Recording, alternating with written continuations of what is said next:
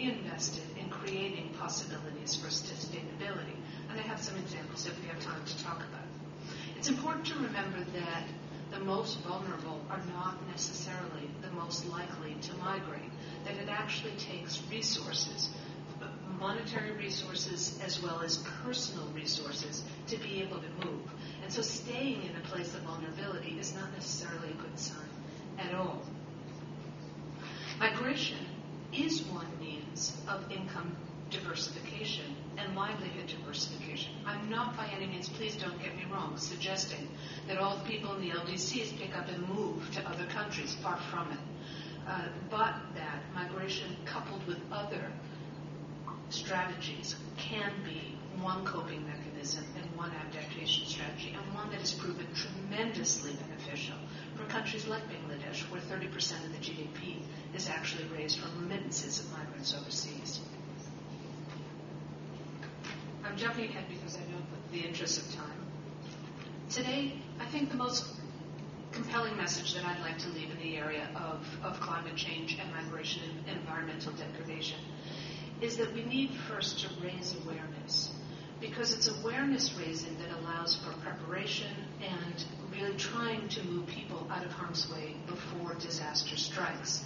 We don't want to see another Haiti with the kind of tremendous devastation that took place. Obviously, that's not climate change, but that's the risk of natural disasters, where development has been set back generations as a result of that horrific result. Bangladesh is doing a particularly good job in some of the awareness raising, but it needs to be much more systematic throughout the LDCs to really map those vulnerabilities, make sure that we raise awareness, and hopefully be able to prepare to move people away from the most vulnerable places. But that also means, and the second message, is that we need to look at integrating these questions of human mobility as a result of these factors into development planning strategies. We can't have humanitarian planning on one side and development strategies and economic planning on another without somewhere these coming together and looking, because of course a natural disaster, an environmentally related disaster, throws away all those wonderful plans and all of the macroeconomic and other measures that have been taken, that can be taken to reduce vulnerability. In one fell swoop, you can undo years and years of development planning. So we need to look at how these relate, because there's a lot that can, in fact, be predicted if we bring the disciplines together. And my last point is that I don't know how many of you do know IOM. We're a small organization. I mean, now with 132 member states and offices in 100 countries around the world. But we're really trying to raise awareness about the human mobility implications, not only linked to development, but also natural disasters. And I hope that we can be and continue to be of assistance to all of you here. Thank you very much. Thank you. Yes, again, last again, not least, of course, Patrick Guillemot. Of course, of course.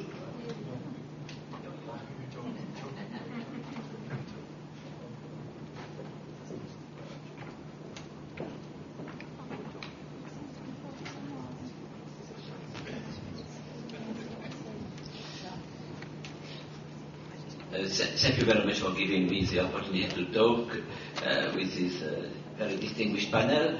I am a little embarrassed because I was allocated for 7 minutes to talk on a very broad issue, which is tackling the structural vulnerabilities and enhancing resilience of LDCs to crisis.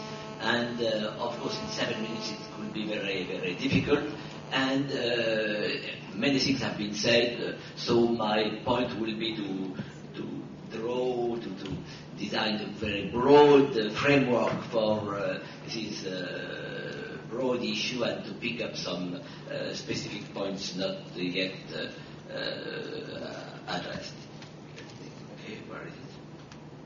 And let me first remember, because Sir Richard Jolly has recalled that I have been a member of CDP and worked on the concept of LDCs and vulnerability, and why are we considering here the LDCs as vulnerable countries, because LDCs are designed as poor countries suffering from structural handicaps, low level of human capital, and high vulnerability. And vulnerability, let me remember, is a risk to be hurt by exogenous shocks, either natural or external. And the vulnerability which is considered for the identification of the LDCs here is only the structural vulnerability, that the vulnerability which does not depend on the present will of the countries, and the resilience, which is very important, the capacity to cope with the shocks, depend a little more from the policy. The vulnerability of the LDCs, let me also remember, is measured by the Economic Vulnerability Index, the EVI, which has been set up by the CDP 10 years ago and revised 5 years ago, and which is an index defined with regard to the obstacle to growth, which is vulnerability, and it relies on the exposure to shocks components, and in particular the export concentration, and even more the small size of the population. Majority of LDCs are small countries, and the most vulnerable among the LDCs are the smallest one, and components which are reflecting the size of the recurrent shocks captured by instability indices and the share of the population displaced by natural disaster. Vulnerability matters for LDCs. It has been evidenced by very large literature, and let me just stress one point already noted by Sir Richard. It's the shocks, even short-term shocks, have long-term effect, and that's fundamental for the understanding of the consequences of the vulnerability. And these shocks are, because they are not reversible, they are affecting long-term capital, human capital as well, and they are also, if I can add that as an echo of Mr. Pibal's stress on political stability and governance, this structural vulnerability is a factor of weaker policies and also of political instability. If we consider the long-term evolution with regard to some retrospective measurement which has been done at FERDI of retrospective EVI, it appears that there has been progress as noted by Commissioner Pibas, but the problem is that the decline of the EVI, of the structural vulnerability, has been slower in the LDCs than in other developing countries. There has been some progress, but less progress than in the other developing countries. This morning, Dave recorded the perspective of the Istanbul Programme of Action about the aim of reducing by half the number of LDCs. It's a very ambitious target. And the vulnerability EVI is a criterion for one of the three complementary criteria for the inclusion on the list. But if we consider the graduation likelihood, it's rather unlikely that countries, particularly the small countries, will be graduated with regard to the decline of the vulnerability. Vulnerability matters by the way it could induce a higher rate of growth rather than the perspective of crossing the threshold of the criterion. To face the vulnerability of the LDCs, there are two approaches. One is to increase the resilience to the shocks, and the other is to lower the structural vulnerability, which is a longer-term issue. Let me stress one of my favorite topics in this issue, is that to increase resilience, it could be useful to use the EVI as an aid allocation criterion. In other words, to allocate the resources by using criteria which are similar to the criteria used for the identification of the LDCs, the income per capita, the human capital or human index, anyway, and the EVI or a similar index.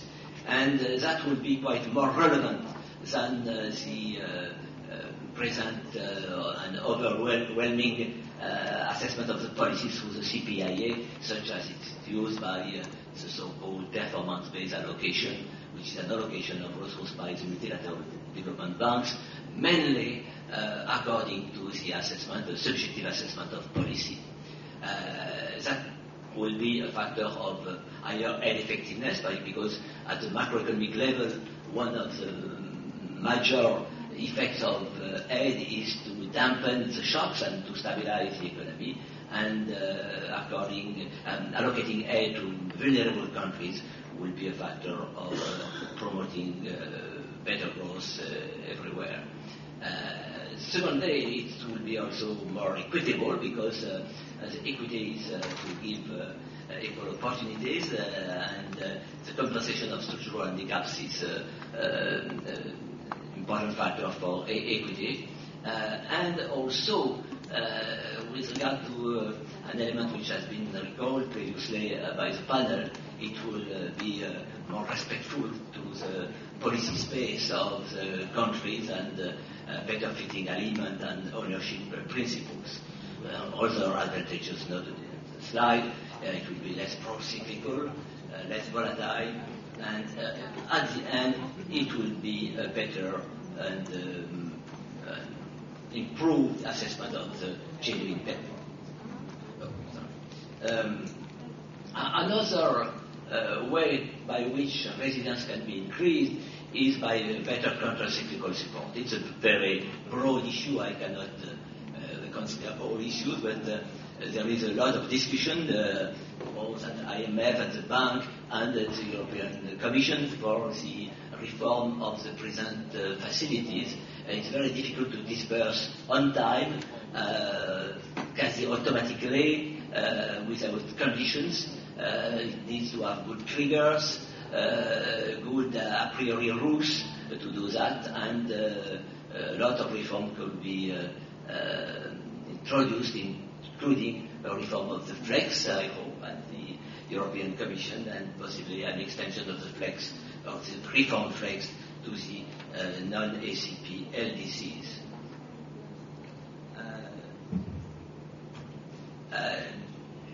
More difficult is to reduce the size of the shocks. It's another way to tackle the structural economic vulnerability. It's an old-fashioned issue.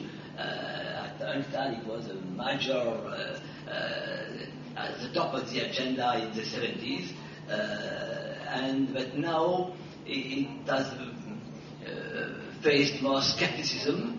But for the preparation of the G20, again, the volatility of commodity prices has come back, and we can hope to have some proposal to be discussed and possibly promoted in next November with schemes more compatible with markets than the rigid stabilization